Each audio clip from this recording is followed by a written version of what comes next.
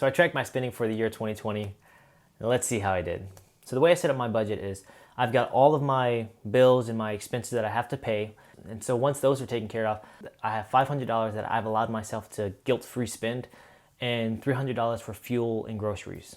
I've also summarized each month and I've summarized the year into categories of food, so takeout, fuel, groceries, needed items, so things that just come up and I have to buy, subscriptions, stuff not needed, and special events for that month. It could be a birthday, a family get-together, or any other special event. Now, just to prove to you guys, I didn't start this Excel sheet recently and look at my bank statements. You can see my revision history, and I started this Excel sheet back in January 7th of 2020. And I tried to input the money I spent every day, but there are some times where I'm missing a few days and I do have to go back a few times. But generally speaking, I did start this back in January of 2020. And then from there, I've updated it every month. Let's look at the month of January. Now, this is when I was still living with my parents. So you'll see from January to August, my spending was pretty high. And after August, my spending sort of went conservative. And the fact that COVID hit didn't help either. I spent a lot on parts, Honda Accord alternator, serpentine belt, and Allegiant Airlines. I spent $500 on stuff that's not needed. I was over budget $1,672. Let's look at the month of February. This is when I wanted to start my YouTube channel and I bought some gear. And also there was a birthday event this month, so we went uptown Charlotte, ate at a restaurant. So that was an expensive month.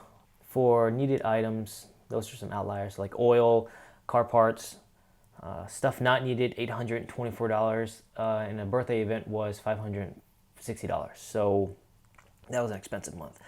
I spent I was over budget $1,400 for the month of February. Man, it's different when you're looking at the numbers and just seeing where everything went. The month of March. I believe this is when COVID sort of hit hard and the government did somewhat of a shutdown or initial phases of a shutdown. So you'll see my grocery expense was up because we stocked up on some food and supplies. So the month of March was a special event. I paid $1,666 on parts on fixing a car. So that was more of a charitable act. I wanted to help out my family.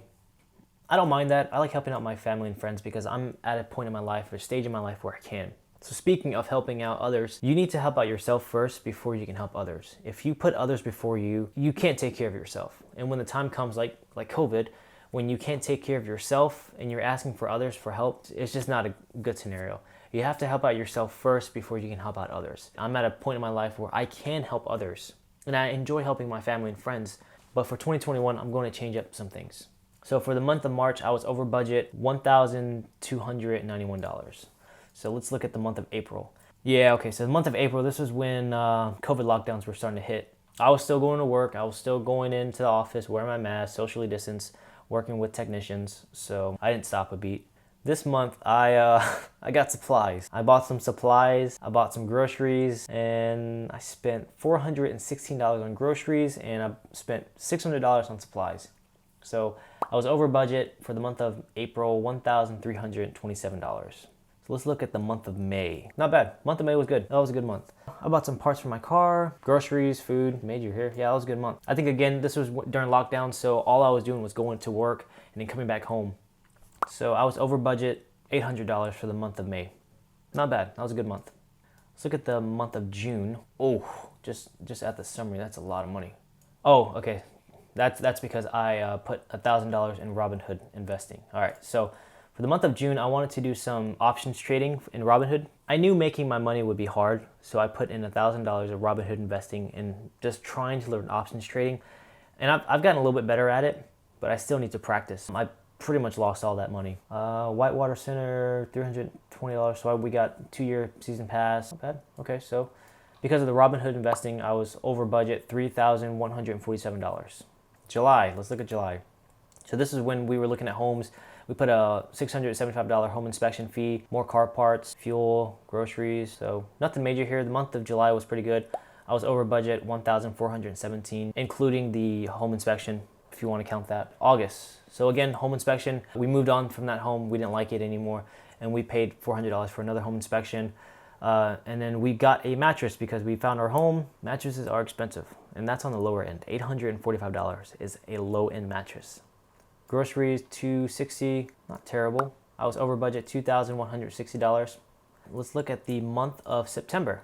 So this is when we got our home, so we're full in effect. We have our mortgage. On top of my mortgage and utilities, I have my car insurance, my payments, internet, savings, and my free spending.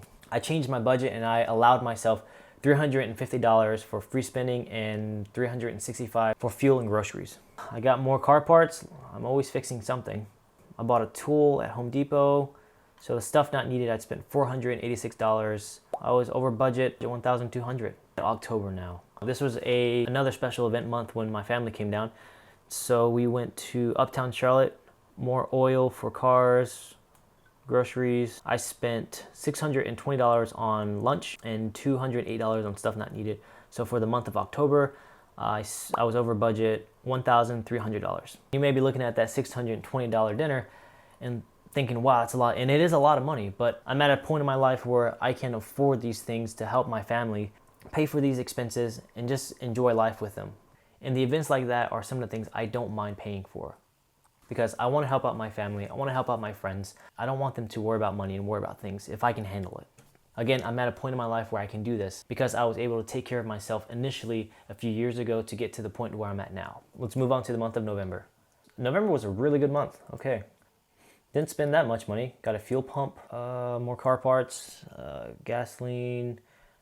Yeah, pretty good that month. I was over budget, $380. So not bad for November. December, however, oh man. If you guys watch my excavator video, you'll see the money I spent on the parts for that excavator. I spent $940 on Christmas stuff. The excavator parts alone were close to, I think, $400. All the Amazon parts, the raw material, and the consumables. I should have just gotten him the $60 excavator. So now we're at the summary. So what have I learned from the year of 2020? Well, if it's anything, I give money away too freely, which is not a bad thing. I like being charitable.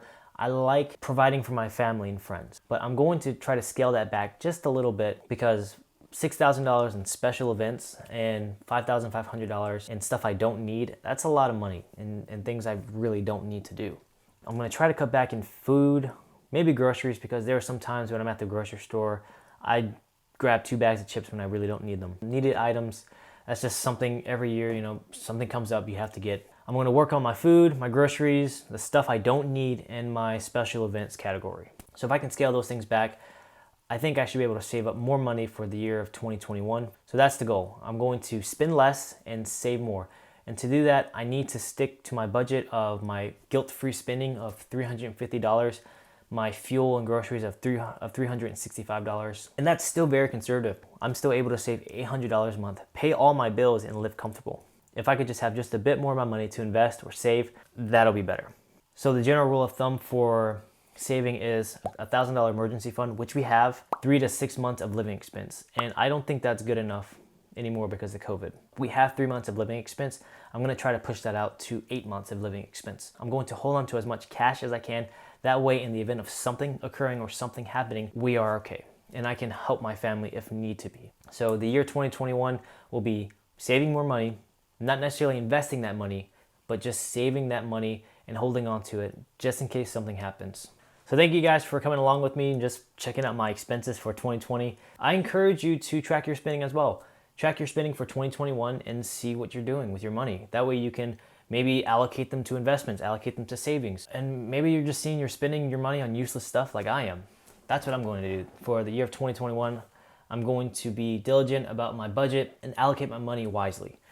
So in the year of 2022, when we come back and revisit this, hopefully this will be much better and I can just reflect on my past self and hopefully reflect that I've improved my spending and improved my budget. So I thank you so much for watching and joining me along this. If you like this kind of content, give it a thumbs up and I greatly appreciate it. And I'll see you in the next one.